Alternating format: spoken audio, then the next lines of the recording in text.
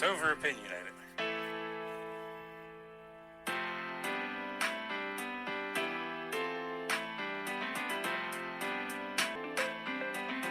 It's over-opinionated with Josh Cott. Hello everyone, welcome back to Over Opinionated. If you hear any background noise, that is just my wife working a little bit in the kitchen. Happy New Year. It is the 2026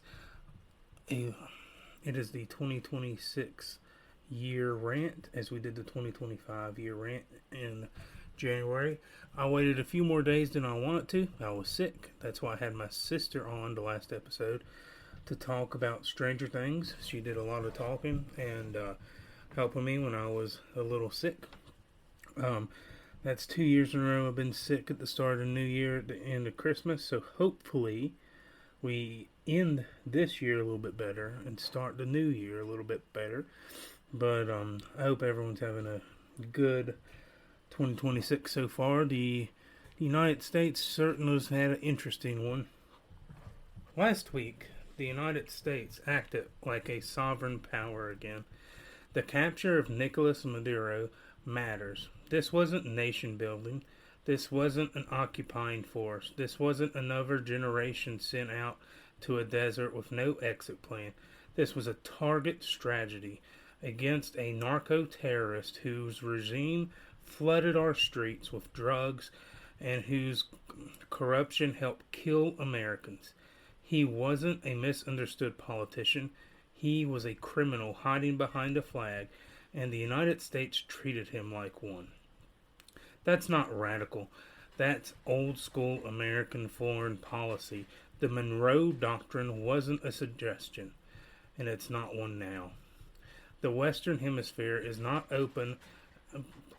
The Western Hemisphere is not an open playground for hostile powers, criminal regimes, or dictators backed by Russia and China. When the United States enforces order in its own hemisphere, that isn't imperialism, it's responsibility. Power in a vacuum doesn't disappear. It gets filled by worse actors. There is no true vacuum. And let's be clear, this is not an endless war, and if it ever became one, I'd be the first to tell you that we should not be there. The mission was clear, limited, and decisive, and America service members came through home alive. 0 U.S. casualties, that matters. Forgive me, I misspoke. 0 soldiers being killed. Technically, there was some casualties. We had some wounded, but no one died. But that matters. We should say it out loud because our country deserves that recognition. The simple principle applied to this strike against ISIS in the Middle East. This wasn't about restarting a forever war. It was about deterrence. When Americans are murdered, the response should not be a hardline press conference. It should be swift, with brutal force. Justice doesn't always wear a robe. Sometimes it arrives at night precisely and leaves.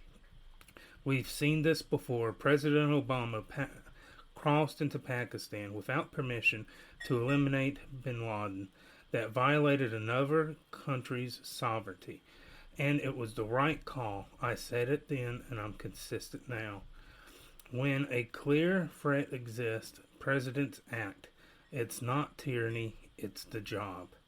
Now, closer to home, we need to talk about a tragedy in Minnesota. A woman dead after an ICE operation that should sober everyone of decent conscience. A human life lost is always tragic, full stop. But tragedy does not erase responsibility. She refused lawful commands, fled federal law enforcement, and used her vehicle in a way that put an agent's life at risk. The officer acted within their authority. Both things can be true at the same time. We can grieve the death and still say the law was enforced correctly. Conservatives don't need to pretend death doesn't matter, and we don't need to lie about facts to prove our point. Order and compassion are not enemies. What's rotting this country is polarization so deep that people celebrate or dismiss deaths based on which political team they think the victim belongs to.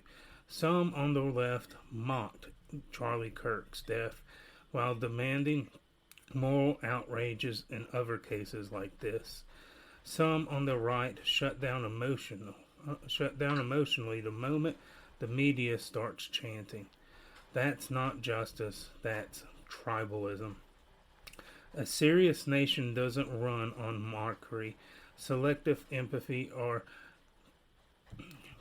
permanent outrage. It runs on truth, law, and moral clarity. Also rules on the sovereignty of God.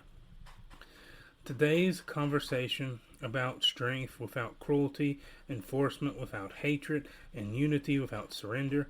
America doesn't need to apologize for acting like a nation. It needs to remember how to do it well and without shame. Guys, so me personally, when we captured Maduro just a couple days after New Year's, I was up quite late last weekend, talking to some friends, and I was amazed because I saw it happen in real live time on my cell phone. Just moments after, the U.S. military struck with awe and wonder of how great our military is. I'm in awe and wonder of how great our military is to capture a foreign dictator within 3 hours. The left says that this is horrible. It's against international law. Oh, whatever. I see your international law. Enforce it. I see your international law that's propped up by the UN body, which is in the United States. It's in New York, and it's propped up by the West. I see your international law. Enforce it. Do you want to enforce it when we have Uyghurs in Chinese concentration camps? Are you going to enforce it when Russia invades Ukraine in a war that's been going on for over 3 years? Are you going to enforce it when human rights violations truly happen? Or do you want to complain and cry when we captured a dictator that has not won a legitimate election? This government has not won a legitimate election. The socialists have not won a legitimate election for several years. They were fueling drugs into the United States. So yes, I support this. I'm glad we got Maduro. I'm glad that we're taking their oil to force them to have a legitimate election. Oh, it's about the oil. You're going to steal the oil. Heck yeah, we're going to take the oil. To force them to have a legitimate election. And, well, this is just imperialism. I don't care what you call it. The United States of America is a global superpower, and we need to flex our muscles. Now, does that mean I want to be everywhere? No. But inside our own hemisphere, that doesn't mean I want to start a war with every country in our hemisphere. But we must protect our interest in our hemisphere. And it is our hemisphere. The Americas are for America. You can call me imperialist. You can call me cold-hearted. I really don't care. Because if we don't take care of our hemisphere, China and Russia will. This is hurting China, what we're doing to Venezuela right now. They're not getting nearly as much oil. So yes, I support this. Remember, please remember this. They're bringing up that Congress has a right to declare war. That's true. But for the last modern history, we've accepted that presidents can strike their enemies without congressional approval in limited spaces. And then if we go into a country that Congress votes, that's just the way it's done. You can say it's unconstitutional. It's the way we've done it. It's the way Barack Obama did it. Obama droned a lot of people, guys. A lot. And some of it was necessary. I'm not saying all of it was, and I'm not saying America's always done the greatest things and brightest things when it comes to foreign policy. I understand that we've made mistakes, but we're not China. We're not Russia. There is a difference. And when it comes to this Greenland thing, I support that. I don't support invading Greenland or forcefully annexing it that way, but putting pressure on the Danish to have a independence referendum, that's a win for America if we could do that.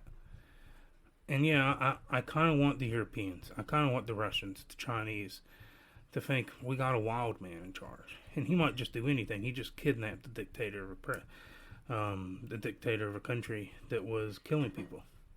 That's a win-win, guys. It's a win-win. We are the biggest economic power in the world. We have the greatest military in the history of the world. I'm unlike most Republicans. I actually think we should cut our military a little bit to put into, honestly, healthcare. But I would be on the slim side of majority. But I still want us to have the best military, and we still would. And I kind of want to just get fraud out of. I kind of just want to get fraud out of our military. If we can get that out, then put the other money in places it could go. Even if we just directed it back into the military, because the fraud from the military, it hurts me, it hurts you, it hurts the military, because we're paying for it, and it's not going to what we need. But I'm getting beyond the point. So yes, I support us trying to get Greenland, putting pressure on them for peaceful means, and that's what we're doing right now. Okay, we're not invading. We're talking a big game, but we haven't invaded. We're not going to invade Greenland. And if we do, I'll apologize and say I was wrong. And for everyone that keeps saying that, well, Latin America is poor because of the United States of America, maybe there's some nuances there. Maybe we've had some places, and obviously we've done some things that haven't helped. But if I look at this, Cuba is a socialist, communist country. Venezuela was once one of the richest countries in their area, and now they're in shambles. Maybe it's not the United States. Maybe it's not just the sanctions. Maybe you have to factor in all of that with the fact that socialism really does suck. It really does not work. It really does kill people. It does. It promises you the world. It promises to get rid of monopolies and get enrich and help the poor people, and then it creates the biggest monopoly that's ever existed, which is a big government. Well, not even a big government. Okay, you could argue that the United States and the military is a big government. A monster of a government that controls every aspect of your life. And if you don't submit to the party, then you're in bad shape. Let's go over to Minnesota. This YouTuber named Nick, he's a MAGA YouTuber. I followed him before this happened. You can call him a right-wing journalist if you want. He went to Minnesota around a bunch of Somali daycare centers, and he found a bunch of fraud. And if you want to debate how much fraud there is and how truthful the video is, you can go watch and determine it for yourself. But there's definitely fraud in Minnesota. So much so, and so much pressure that the governor, Tim Walz, the former nominee, Democrat nominee to become vice president and to become one heartbeat away from the presidency, has dropped out of his re-election bid. So there's now the Minnesota is now under the eye of the federal government. We've sent in ICE agents to enforce our law and to deport illegal immigrants. There's a woman in a car with her wife that got in the way of a federal ICE agent. The ICE agent told her to get out of the car. They were both being very loud, obnoxious. They had whistles, and he told her to stop the car. She didn't. She accelerated. She hit him.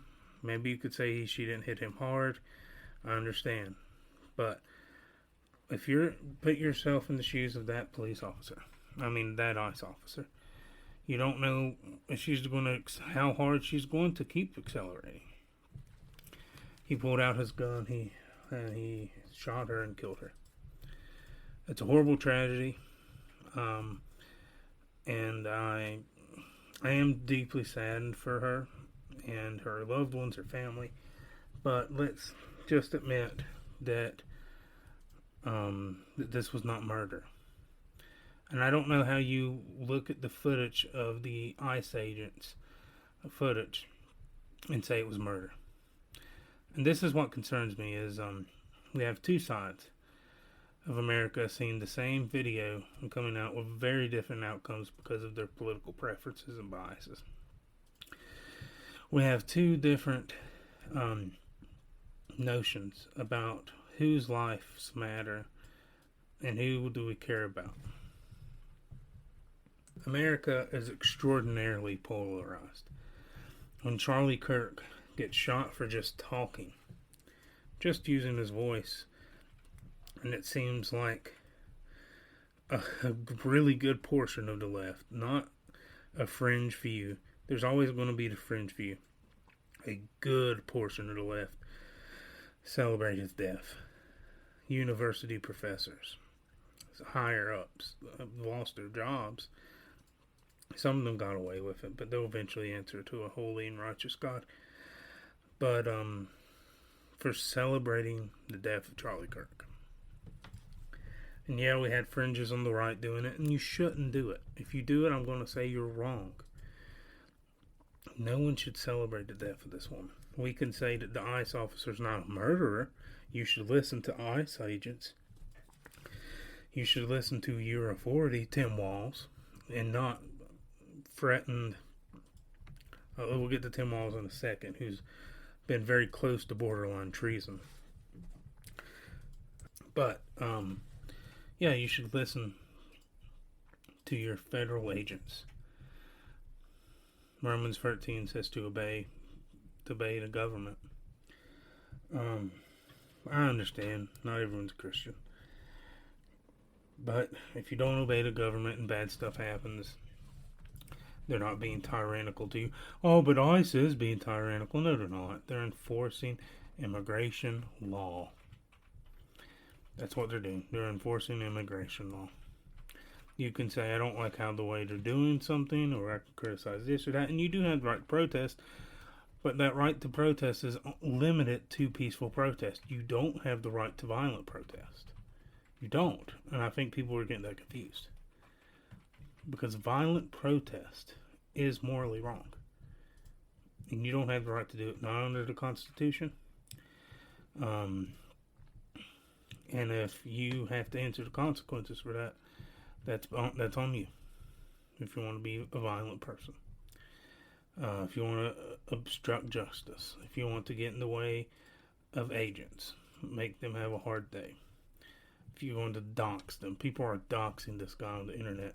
Him and his family. Pictures of him and his wife are on the internet now.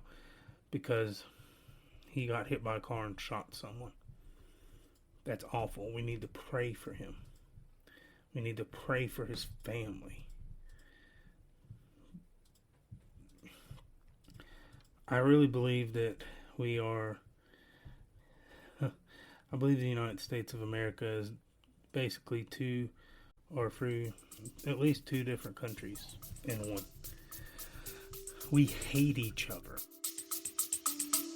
Let's take a quick break. Hello, welcome to Overopinionated. Are you looking for a conservative Christian podcast? Then look no further than Overopinionated with Josh Scott, hosted by yours truly.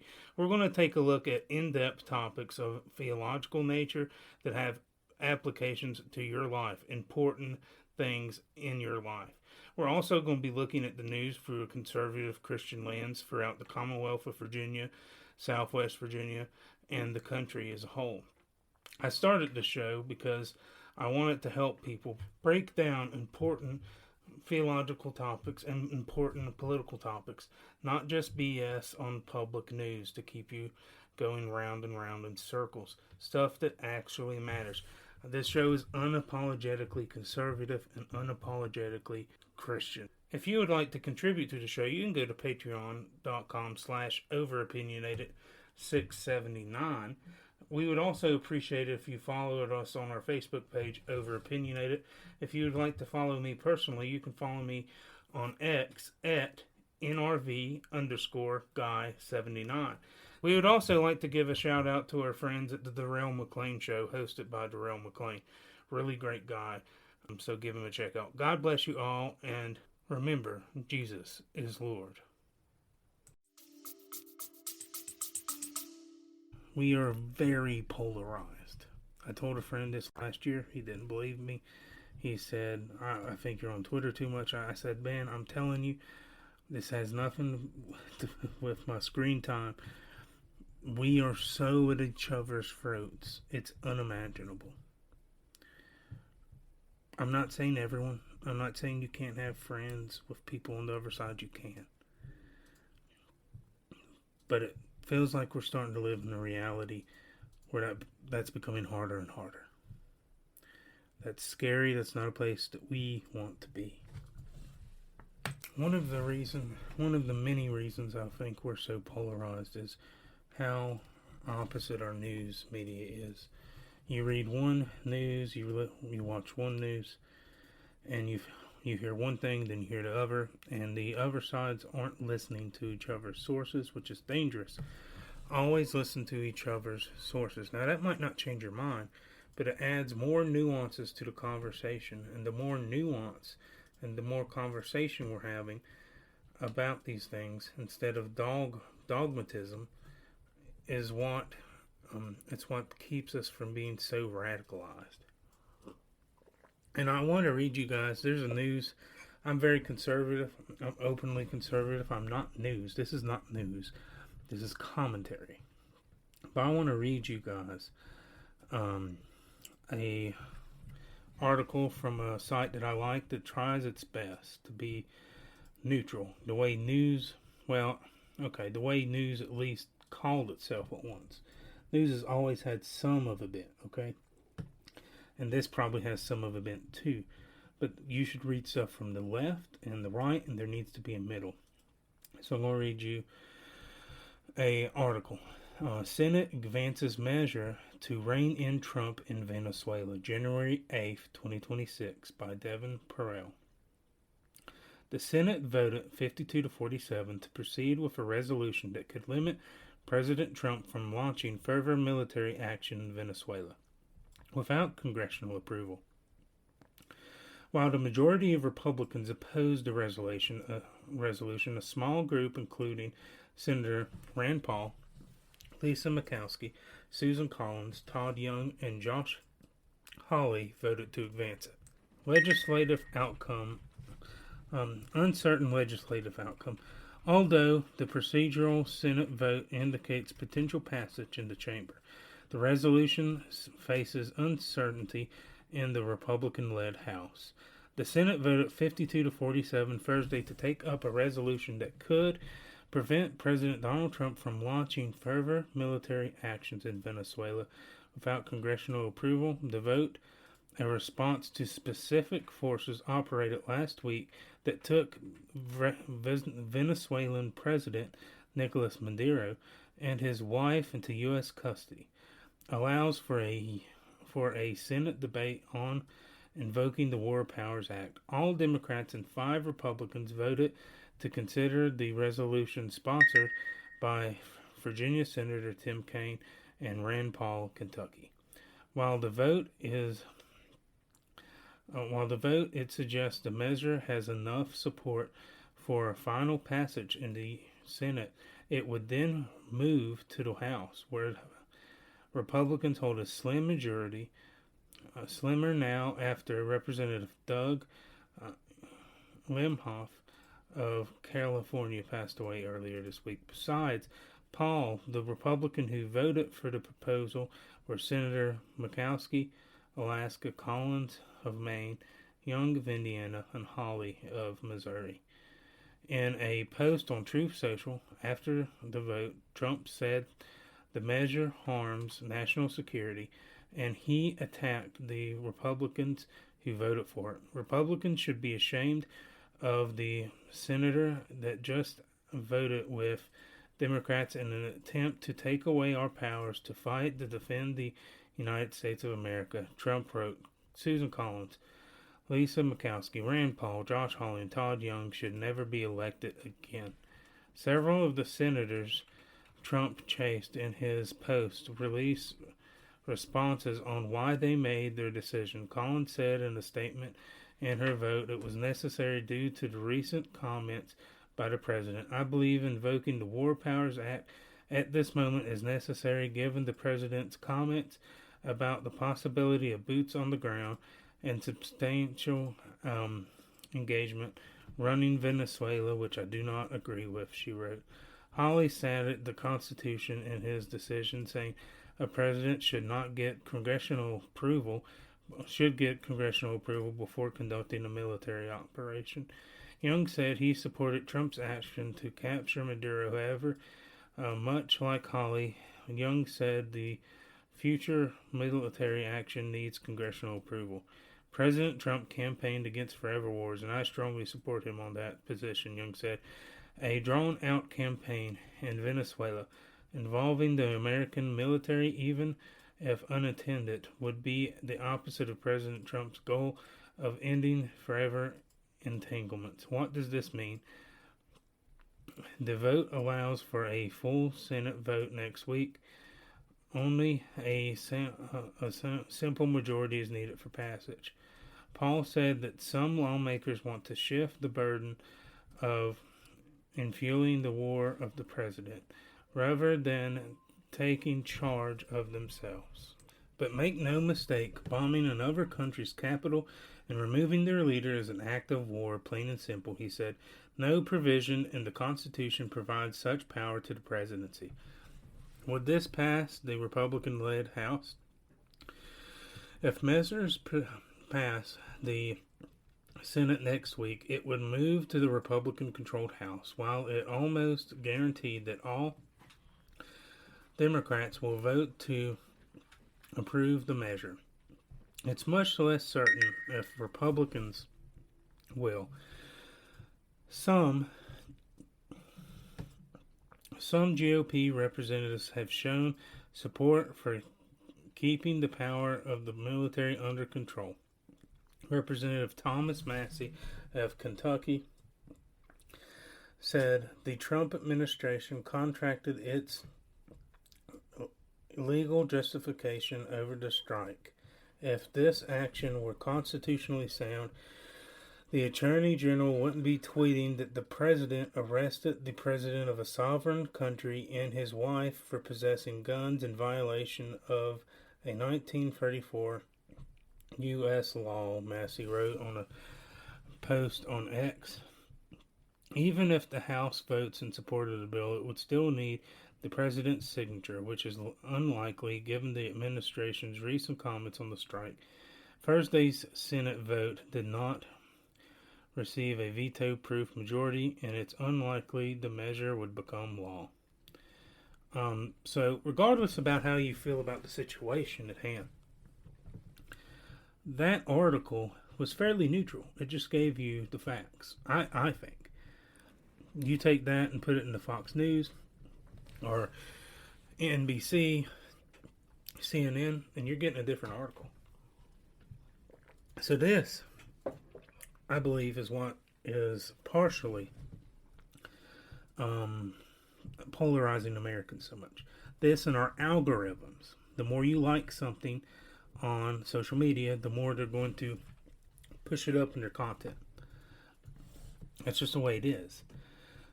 Do your job to not live in an echo chamber. You can have strong convictions. I have strong convictions. I have opinions that some Americans, the majority of Americans, would disagree with me with. I'm as pro-life as I can possibly get. I am. I want a Christian country. I do. Um, so those are things that a lot of Americans would disagree with. And not a nominally Christian country. I want the majority of Americans to be saved. And that ventures outside of just the political into the spiritual. I also want to say that Virginia will be getting a new governor, I think on the 17th, when Abigail Spanberger will become the first woman governor of Virginia. We're going to have a woman governor no matter who won the election, Winsome Sears or Abigail Spanberger. That will mean that Glenn Youngkin will no longer be our governor, sadly.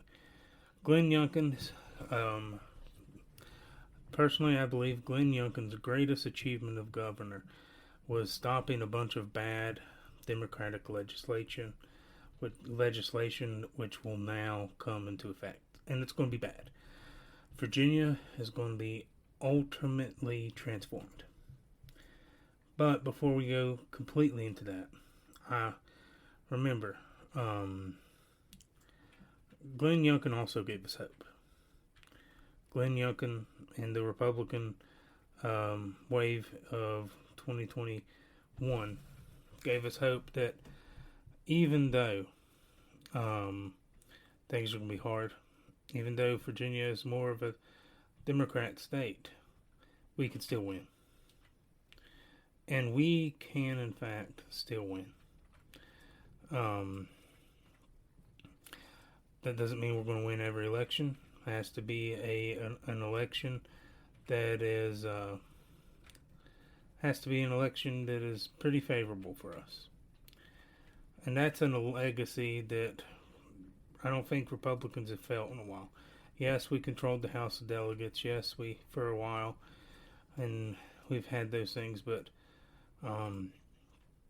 it was feeling very gloom before he got here, and now it's feeling a little more gloomy again, and I understand. And with everything I'm about to read to you, there's some scary stuff in there. There's no doubt about it. Before we get into that, I just want to say, it's not over. It's not over for Virginia, no matter how bad our laws coming in will get. Because, number one, Jesus is Lord. And even when the laws of our land become horrible, we can still rest in Him, right? And number two, the fight's never over. Doesn't mean that bad things aren't going to happen, but the fight is not over. So I want to read you some proposals.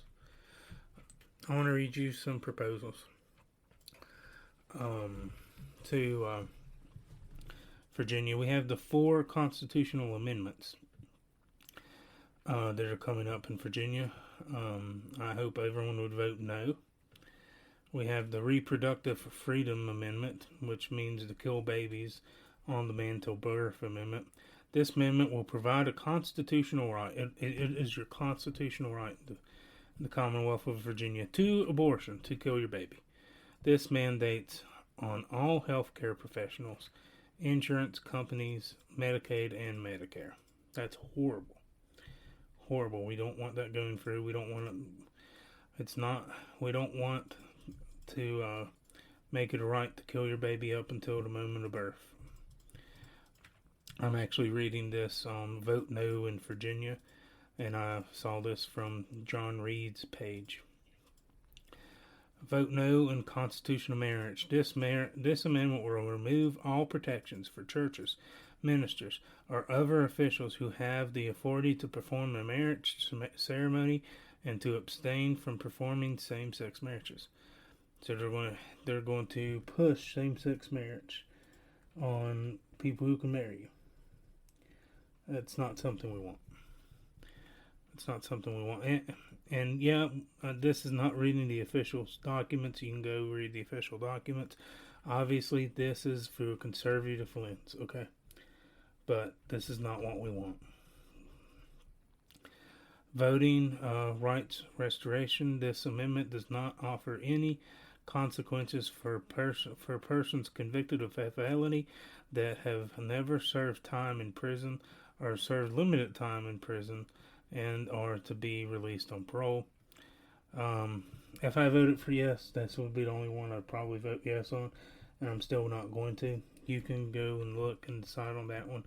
I do think after you pay your time that you should be able to vote, but not before you've paid your time. This is the big one.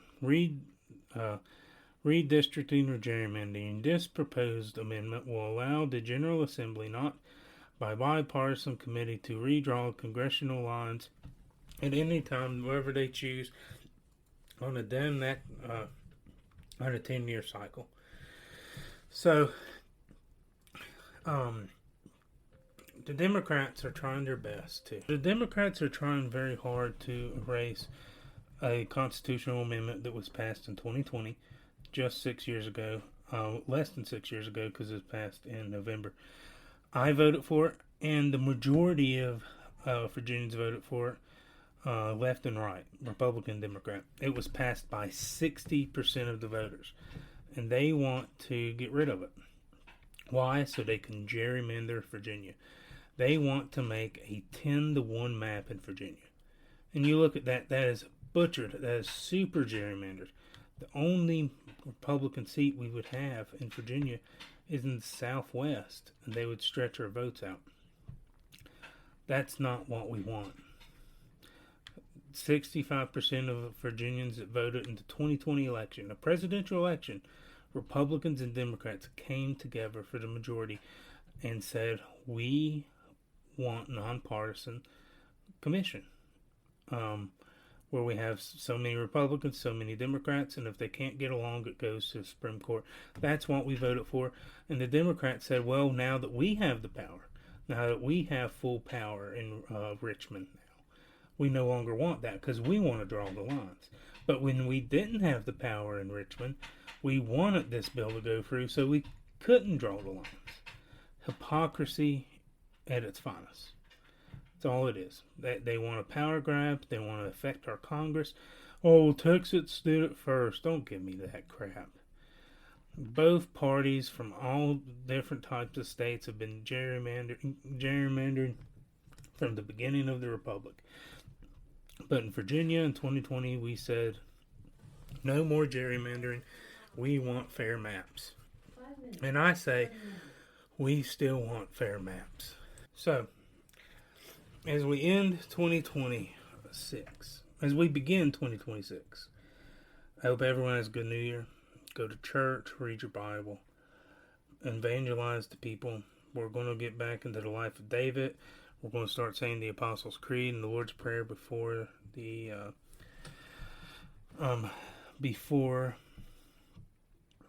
show again. But this was your 2026 rant. Also, keep the Iranian people in your prayers as they're in protest over the government.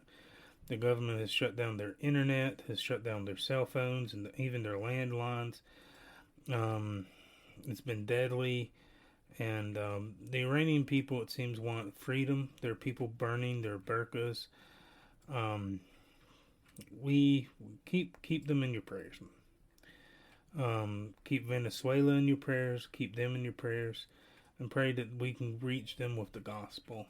And all people. I always pray that we can reach people with the gospel. All unreached people. I want to leave you with this verse of the day and tell you a small story. The verse of the day is Psalms 116:15. NIV. Precious in the sight of the Lord is the death of his faithful servants. Meaning, those who have died that are saved, God counts them precious. God loves them, and he has not forgotten them. Death cannot separate us from the love of God. I want to read you a short article from the Voice of the Martyrs as we leave, and a story that's really touched me. On this martyr anniversary, they posted on this day, and it was a few days ago. It says 3 days from yesterday. This day in 1956, missionary Jim Elliot, Pete Fleming, Ed McCall, Nate Saint, and Roger, I can't even say his last name, Udran, were violently killed by the Wampadan tribe in Ecuador. The five had spent months contacting the Wampanoags through overflights and gifts exchanged via an indigenous buckle drop. Through the tribe, though the tribe had a history of violent encounters with outsiders, the men had decided they'd establish a degree of mutual trust that would support direct contact. Within 2 years of their deaths, Elizabeth Elliot and Nate Saint's sister made a friendly and lasting contact with the Wampas, and translated, and the translation of the Bible into the Wampa language began.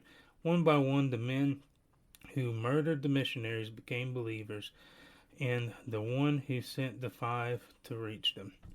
It's a really beautiful story. They had this small small airplane, not a helicopter, airplane, and they attached a rope to it and gave gifts.